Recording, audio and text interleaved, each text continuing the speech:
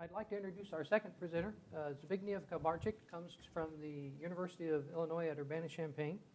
He's a research professor in the Coordinated Science Laboratory, where he spends a great deal of time working through the depths of operating systems and compilers to winnow out some good methods for ensuring reliable computing in the presence of attacks and failures. He'll be discussing some important topics in cloud computing and some of the bring your own device concerns that we have. And his presentation is titled Security Attacks and Cybercrime, Computing Through Failures and Cyber Attacks. Some of this work is based on work with the Air Force Research Lab and the Cloud Computing Center of Excellence that you're familiar with right here in Rome, New York. And thank you, Zbigniew, for coming.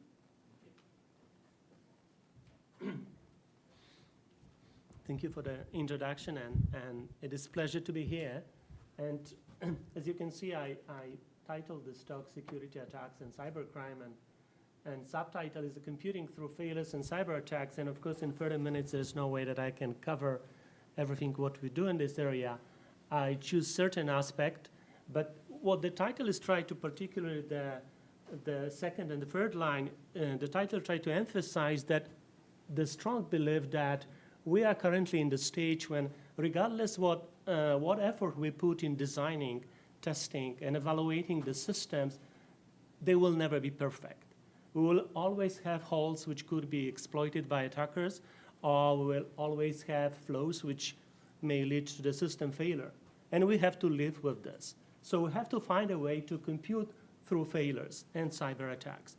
What I'm going to talk here today about is to give you some perspective on what may go wrong and what can be the consequences of this. And what do we learn from real systems? I will give you some examples to illustrate the real threats based on the analysis of security incident in large computing organization, looking a little bit, extending this problem into cloud computing, then critical infrastructure such as power grid, when we look into the problems which can be caused by accidental events or malicious activity in the system in terms of resiliency of power grid substation devices, and then a little bit about industrial espionage in cyberspace, where I think many of the incidents which we have seen, including I will talk a little bit about the mechanism behind the Stuxnet, for instance, would not be successful without the insider involvement. I would not talk that much about the solutions because I had to make a choice about on which we are particularly working. I don't have time to cover everything. So I start with this picture, which is, I think, very much relevant to illustrate the magnitude of the problem. I grabbed this picture from the web, and what it shows is what happens in an internet minute. And as you can see at the bottom here, you have, for instance, about 1.3 million video views on YouTube, about 2+ million search queries on Google. You have about 6 million Facebook views. So it's a lot of data going back and forward. And if you look at the bottom to the left in this figure, the future growth is really staggering. At the moment, and if we take the number of devices which are connected to the internet, they match roughly the population on the globe. In 2015, it is predicted that it will double.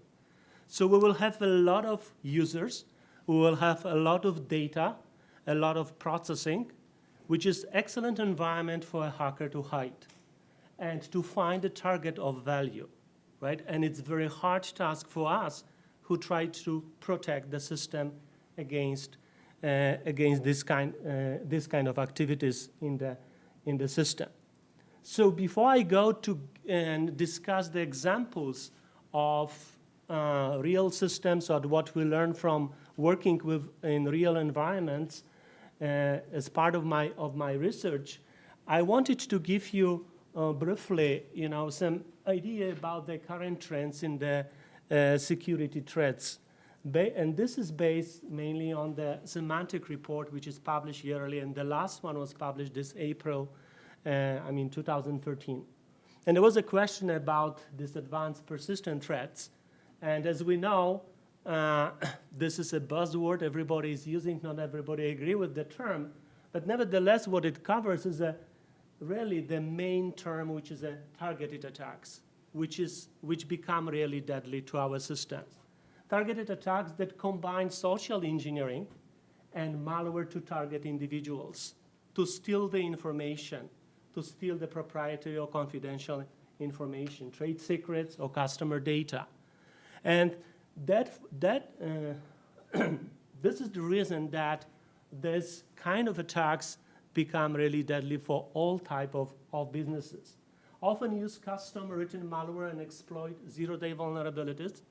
It means not only that they are very sophisticated, but also that they require a team of developers to be able to launch this kind of attacks.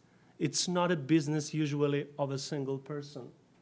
Hard to detect, they are highly infective, right? They can cause major damage to a given organization. And the bad news is that we had about 42% increase in this type of attacks in 2012. And the attackers are very creative. We know all this, and they come with new methods of getting to you. And one recent innovation in this area is what is called watering hole attack. And again, I grabbed this picture from the report, which shows the very simple principle and shows how the attackers now can be they are very patient people. If they find a good target, they will patiently wait until the victim comes to them. So they say, I cannot get this very valuable target directly, but I can research this person or this organization, and I learned that they like to visit certain websites. If so, I will go after this website. So I compromise the legitimate websites with the malicious exploits and patiently wait until you come to this interesting website. And you're coming, as it shows in this, this picture here, to the legitimate website. You are diverted to my compromised server. I can download the exploit to your machine, and I take over your computer and become essentially an insider in your organization. It's very hard to detect. It shows, persistence and patience on the side of attackers, and works, quite well. So this is one of the trends. Another important trend is that each organization's become a target now for targeted attacks. It's not anymore true that small businesses are not a target. You see that about 31% of the attacks were against small businesses, less than 250 employees, increased from 18% in 2011. Why it is so? First, it is easier to penetrate. Usually, small businesses are, this is at least assumption, not that well protected against security attacks. It is easier to steal credentials of many users, which are maybe not that careful sometimes. And when I have your credential, I log in and I get access as a legitimate user, become an insider in the system. And then frequently the small businesses have connections or collaboration with large organizations. So if I have access to you, to the small business, I can go to this large organization as well. And this was my goal. And finally, the last one is threats against mobile devices. We see, mobile devices everywhere. Everybody's using. Many organizations allow staff to bring your own device to work, right? So employees use their own personal computers. They use tablets, smartphones to work. Even more, companies use the consumer technology, consumer laptops or tablets to reduce cost. And all this is great for business. It is good for employees because now I don't have to carry two smartphones, one at home, one at work, but I can use one device for doing the work. However, it creates a greater risk to business from this type of devices. Usually they are not that well protected. There's no encryption. Access control is not that good frequently, and manageability is not that easy. Easier to harvest user credentials. And more importantly, I think, which I didn't write here, is that we all socialize using our personal devices, right? We use Facebook, we use Twitter, we use other means to communicate with one another.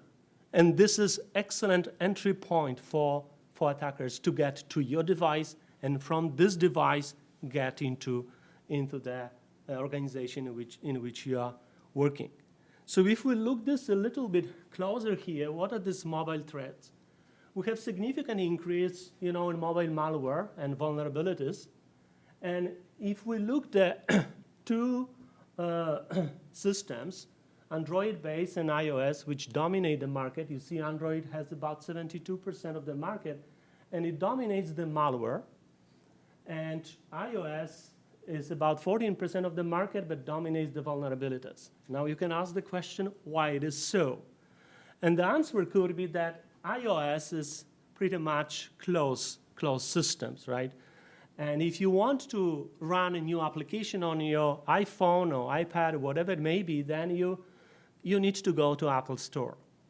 So if you have some other application which you would like to run which are not there, what do? You jailbreak the iOS device, right? How do you do this? You exploit vulnerabilities there, right? And therefore, then this type of systems dominate the vulnerabilities landscape, as to say. And of course, the consequences of this may not be that bad, because not all applications which I install on my iOS have a malicious content, as to say. And Android, on the other side, is an open system. I don't have to look for any vulnerabilities to run my own applications there. I simply set up properly the operating system, and I get ability to install any application and to run. So the attacker, what they can do, they can simply give you software, give you an application which has embedded or integrated malicious piece of code, and you willingly install on your smartphone, and you use it, and I have access to your machine in this way. And one interesting, development in this area was in terms of type of attacks which we observed with these mobile botnets, which we didn't have that much last year, at least as it was reported in the last year. But some of them can now generate quite a bit of money by sending, expensive spam messages or propagating this across the network, and they can generate revenue of order of millions of dollars per year on the mobile platforms only. So these are the major trends which we see currently this last year in terms of security threats. Spam, phishing, and malware, I don't have time to talk about those. They, of course, they drop, fortunately. However, spam is still about 69% of all emails which we get or exchange, and it's about 30 billion spam emails per day, which is unbelievable figure. So now, after this, I wanted to talk a little bit about examples of real systems. What do we learn from real systems, and what could happen if somebody is able to get into those systems and become, let's say, a malicious insider there? So first, we look into data on security incidents in the large computing organization, which in this case it was NCSA, which is a Center for Supercomputing Application at Illinois. And we analyzed data on security incidents over the last 5 years. And I'm not going to go into detail of the analysis, but to show you what is the problem, on this picture I show you the 5-minute snapshot of in and out traffic within NCSA. On the left-hand side, each oval represents an IP address. Each line represents a connection between two entities on the network. And this black region shows very high density of connectivity. And this picture represents 1/8 of the overall all image. I couldn't put the entire image here.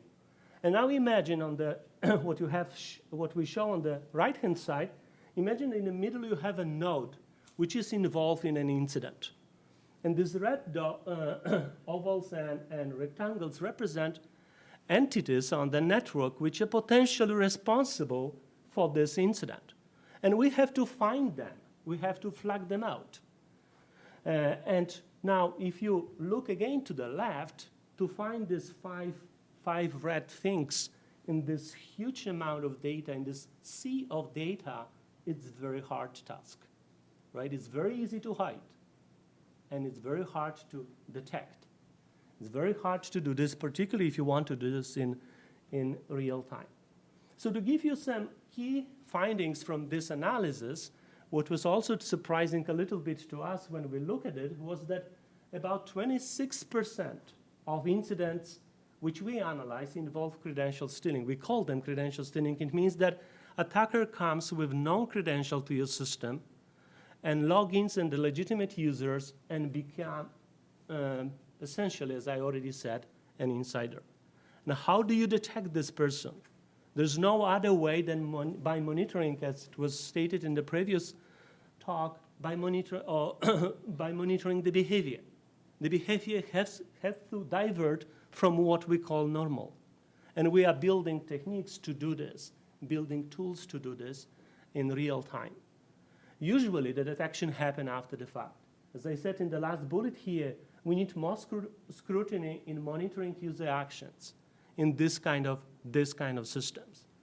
And I don't have time to talk about the tools and techniques which we develop, but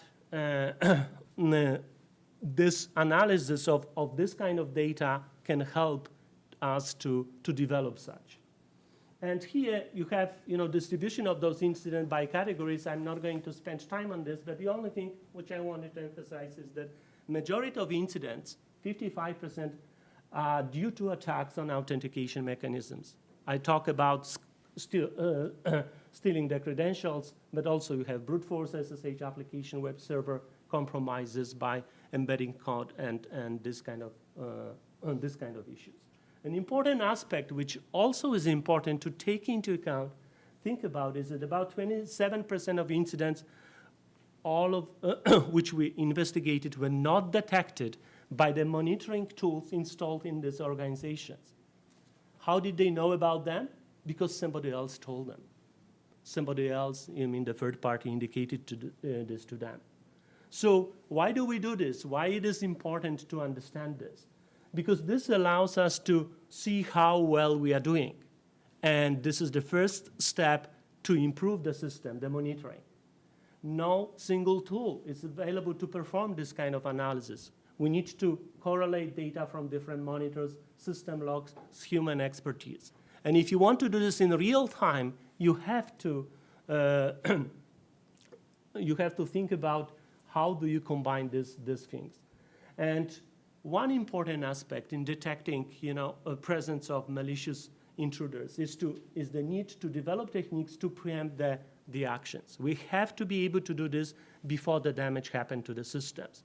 And one way of doing this is to try to build techniques which contain the attacker in some way and put it, even if we are not sure at the very beginning whether this is a malicious activity in the system, but we suspect something is not right, then we put this particular activity or user under probation until we understand what is the intention.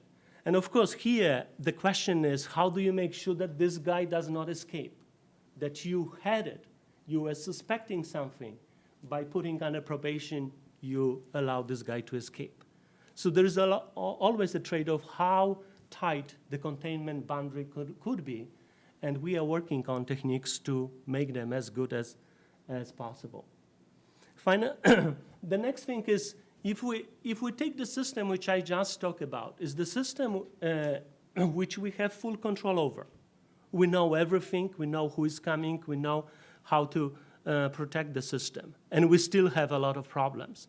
So now if we migrate to the cloud computing, when we have plenty of entry points for the attacker, starting from the physical resources, going through the middleware which manages those physical resources, moreover, this middleware heavily relies on virtualization technologies, right?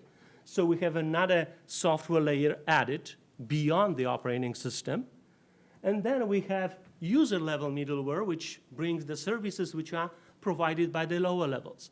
So we have a lot of software, very deep software stack. Each of this creates excellent entry points for attacking or penetrating the systems. And people, who are working, in these facilities, they can be local. They can inject malicious code at every level, operating system, hypervisor, soft applications, and you may not know that they even do this. So do we have problems in this environment? Yes, of course, we have many security problems. And here what I want to show you examples of such problems, which this curve here, which I show you, shows the interest in cloud measured in terms of how many people were issuing queries on Google for were looking for cloud, and security, and we overlay with this security problems over this example security problems over this 4 years. I'm not going to discuss all of them, but some of them, for instance, here in November 2009, side channel attack of Amazon EC2 services, right? So you, as a user, you may be running, your application on Amazon Cloud, and next to you is sitting a malicious attacker who is watching you, who is getting access to the data which you're exchanging with other entities either on this cloud or on the network as such. Moreover, here you have the entire crime organization using EC2 cloud as a command and control center. So you have a hacking group which is on the same physical infrastructure operating next to you. And if you are using this, cloud, you may not even know that they are next to you. And they can see, if they are smart enough, they can inject code into hypervisor, and they can see all the communications going between the different virtual machines, because this is how cloud operates. Virtualization is the key technology which enables the cloud. So the problem here is amplified as compared with the infrastructure of the NCSA, which I just talked about. It is easier, much easier to get your credentials here, get into your application. It's not that I am somewhere aware. I am on this, away from you. I am on the same physical hardware as you, and it's very easy to get access. They are not always successful, so the providers of cloud are not sitting and doing nothing. They are doing something, and you have example here that, for instance, anonymous hacker group was not able to take down, for instance, Amazon. This was in December 10. They tried to do this, and they were not successful. So there are many things which the providers try to deploy, but nevertheless, we have many problems in place. So the same you can see in terms of accidental events. I'm not going to talk about this. Next, I wanted to give you some idea about what if we have compromises, or we have insiders, or we have attackers in the critical infrastructure. And we look here in the resiliency of power grid substation devices. Why it is so? Because the power grid infrastructure is critical, is very important. I don't have to talk about this or convince you in this. But it's controlled by intelligent electronic devices, which are installed in your substation to monitor the power grid and communications between the control center and the substations. These are electronic devices.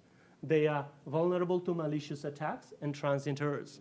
The attacks may come from the insiders, may come from the external entities, may come from the engineers which are not careful, may come from the people, from the contractors, which are, some of them may be, maliciously malicious, as to say. So the objective was to try to see what would be the consequence of an attack or accidental failure in some of the devices which we use in the current generation substations in the power grid. So what we did, we built this testbed. And of course, we can't build the entire power grid in the lab, but it has three basic components: control center, substation, and field. In the middle, you have substation, and all the boxes which you have there, I will talk a little bit about them just in a second, were real physical devices which are used in the current generation substations. On the left-hand side, we have a control center. Of course, we don't have a control center like it is shown in this picture, but we run the SCADA master software on regular PC, on a regular computer. And on the right-hand side, we're miming the field devices, which is via simulator, which generates, power, current, voltage, and all this stuff which you have in the power grid, right? And the communication between SCADA master or control center and the substation is through the network using this DNP3 protocol, which is used in the industrial control systems. So what we did, we focus on this entity, which is called here data aggregator. It is a real computer sitting in the substation. It is Intel-based hardware running Linux operating system or Windows operating systems. And this is what we have in reality. And it serves as a middleman between the control center and the substation. It takes the commands, forwards them to the relays, takes the data from the relays, and forwards the data, from here to the SCADA master. And the question which we ask, what if this guy is compromised for whatever reason, either by insider attack, by the external entity, or by accidental failures? We mimic the consequences of those. We mimic the corruption of data by injecting errors into memory of the system. It can impact the software which this piece of hardware executes, the programs itself. It can impact the data on which it operates. This is what we test in this particular case. And there are three pieces of software running there. We call them, this aggregator. But I'm not going to go into details, but we have DNP3 server, DNP3 client, which serve as a communication entity between the SCADA master and the relays. One key lesson which we learn from here, that the most severe outcome from this was we call this silent data corruption. What it means, for instance, in case of this entity, DNP3 client, which is one of the pieces of software running on this device, is that, for instance, the control command which was sent by the master, by the control center, cannot be successfully passed to the relay. What does it mean? That, for instance, you wanted to open a breaker, but you didn't, or rather than opening, you closed the breaker, which was already open. So, and the bad thing about this is that the master will not know about this because it was told that the command was delivered. In reality, did not happen. Or the data, if we go the other way, the data, it means the current, the voltages, the phase, which are taken by the sensors in the substations and were supposed to be forwarded to the master, are corrupted. And it's hard to detect, and unless the master, the SCADA master, has other channel of getting the right or correct data. And of course, it doesn't happen, on the, let's say each and every day and each and every minute. But we show that it may happen. What would be the consequence of this? That the operator in the control center can lose control over the equipment in the substation depends on, how the system has set it for a certain amount of time. And of course, the ultimate consequence could be a blackout or damage to the equipment. Because, when you open the breaker when you were supposed to close it, you may cost even that the current flows to the generator and will damage the device. So it is not that I'm trying to scare everybody or so, but to show that these things have to be considered when we take and we talk about using electronic, intelligent devices to control this complex, infrastructure. And finally, a little bit about, industrial espionage and cyberspace here. Stuxnet, we know about it, so I'm not going to spend much time on this, but it was the first publicly known malware which was intended to do real significant damage. It was disclosed in 2010 and targeted uranium enrichment facilities in Iran and targeted specific devices, Siemens PLC. And it's not that important that I want to talk about, it's using, so many zero-day vulnerabilities and all this stuff. But the important thing which I wanted to stress here is that it was not possible to have a success in this case from the attacker's side point of view if there was no insider involvement. One, for instance, aspect to get these two unauthorized certificates. It had to be somebody who helped in this physically to be able to bring, the initial infection to this system. There had to be someone who brought it either on the, portable drive or memory stick or whatever it may be. But there was no other way to infect this system. It had to be somebody who had access, physical access to this system. So this was the actual settings, but here about how the attack really happened. So the first thing which really happened was that somebody had to initially deliver this infection to this corporate LAN, which was connected to the internet. And it was either, as I said, memory stick or some other form of portable drive. And when you get to this corporate LAN, this is connected and exploit can propagate, right? So many machines, many computers could be infected. But now there is one problem here which remains, which is this gap between the control site, which is in this rectangle on the right-hand side, and the corporate LAN. They are usually, in this particular case, they are not physically connected by a network. So you have to have a way to move this infection from the corporate LAN to the control site to be able to create a real damage. And how this could be accomplished? Usually, as I stated it, industrial control systems are commonly programmable by a computer that is not networked.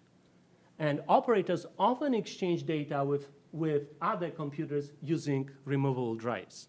So the operators come to this control site with their tablets, laptops, whatever it may be, and upgrade the software or configure the devices, whatever needs to be done. And often they connect, before they do this, in the meantime, they connect to the corporate network. If they connect to any computer on the left-hand side, their laptop, the pen drive got infected, and you breach this air gap, and the infection goes to the control side, and then you deliver the payload which you wanted, and this is how things happen. And as I said, I'm talking about this, which is well known now. It is really to show that without involvement of insiders, this wouldn't probably work. And of course, this was what they did. They changed the speed of the centrifuges from very high to very low, very high, very low, and damaged about 1,000 of those. And they were smart enough to do this in a way that the operator didn't see this, because they were replaying the correct measurements from the physical environment. Operator was able to see only the correct values. Everything was fine. Moreover, they were not damaging all the motors at the same time, right? So they were damaging some today, and then they were waiting, let's say, a week or 2 weeks after this again, so that everything looked like a normal kind of things happening in the system. Some of the devices simply failed. This looked natural.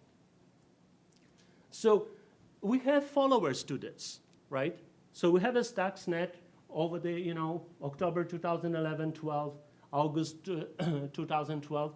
You have other very similar type of software, malicious software, which is, some of them simply looks for information. Some of them was purely for espionage, as Flame is indicated here, collects the blueprints drawings, text files, is able to record the audio, your keyboard activity, even Skype conversation. Nothing is secure anymore if you have this on your machine, if somebody was able to infect your machine and deploy this. And then you have others. So, so this problem doesn't go away, becomes even more difficult to handle. There are more forms of attacking your system. So what is ahead? Targeted attacks will continue to be an issue. Frequency and sophistication will grow. People writing malware and spammers will increase the use of social networking sites. So allow people working with the smartphones or useful work. You have to be careful. You have to invest as an organization into security, integrated security approach. Cloud computing will require to revisit how we build and protect this kind of computing infrastructure if we want to use it publicly available infrastructures. Mobile phones and tablets will become more and more vulnerable to malware. I talk about this. The insider threat will grow as employees act intentionally and unintentionally to leak or steal valuable data. And foundation from this kind of penetration was built by Stuxnet, and you have others, which shows very, somewhat scary picture for the future. And this is my last slide, and I wanted to acknowledge other people working on this, on some of the research which I'm involved in, and sponsors, NSF, DOE, DHS, AFRL, Boeing, IBM, others. Thank you. I'm over time probably, so. A little bit over time. Any questions I can Is try to answer. there one short question that we might? I'm here entire day and I would be happy to. Yes, please. Insider threats and credential management. You think this is going to be the most critical issue to look at? Is this a takeaway from your briefing today? One thing, definitely is one of the aspects which we really think is critical. And I can give you an example that we really take this very seriously, is that in Illinois, we have now this new supercomputer, Blue Waters, when you have, everybody now will have two-factor authentication. And you can say, oh, we know this, everybody should do this for a long time. Yes, but when you work with the researchers, particularly professors, it's not an easy task because they always lose the devices. And it costs money, and who is going to pay for this, right? So it's not a simple thing. So it's very seriously, there is a very serious approach to this. We are actively working with those people to develop online detection mechanisms to detect, to prevent the attacker to achieve the objectives. And we have built the tools which somebody mentioned here about continuous monitoring and showing the type of activities which are happening in the system with respect to each and every user. And these activities are represented in terms of alerts which are raised by each and every user at runtime, right? So this is how we represent the activity. It's not specifically what you do, but what your action, what kind of alert was raised because you did something. It doesn't mean that each alert means that you are doing something bad. There is a lot of false positives, and not all alerts are good enough. But if you have many of them, then you can try to find a ways of correlating them to try to see whether somebody is really trying to do something bad. And we already showed that doing so and correlating these different alerts and different events which you observe at runtime, you can detect malicious activity ahead of time, even hours ahead of the final damage happening in the system. Of course, we know this because we analyze real data, so we know when damage happened, right? So we can see how early we detect if we replay the attack, and we see what is the difference. In reality, we will never know. If we want to detect something early on, right, it means that we will never allow the damage to happen. So we'll never know when was the actual success for the attacker, because there was no success for attacker, hopefully. So I think it's a way to go, and it's very We use different methods, including machine learning, including statistical approaches, and somebody mentioned here also this. And we are not yet there. We don't have a tool which I can give you, which you could use, and this is, I think, what you are looking for. And I agree on this. There should be a tool, but we hope that we'll be able to do this. Great. Thank you, Zbigniew. Thank you. I'd like to make a recommendation. Thank you very much. I'd like to